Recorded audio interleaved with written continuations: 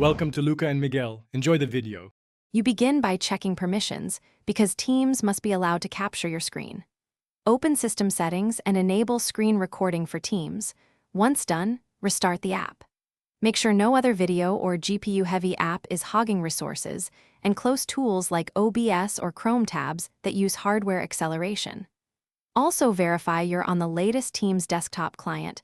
Updates often fix capture bugs, so update, then sign out and sign back in to apply changes before moving to window selection. Now focus on how you share.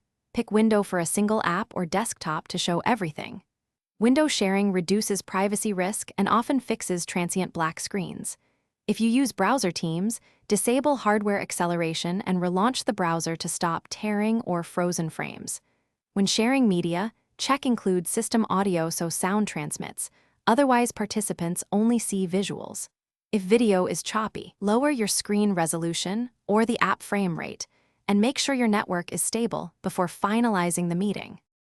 Complete the process by ensuring network and drivers are solid. Plug into Ethernet or move to 5 GHz Wi-Fi to reduce packet loss that causes lag and frozen screens. Update your GPU drivers, and if necessary, uninstall and reinstall Teams to clear corrupted capture modules. Once reinstalled, test share in a private meeting.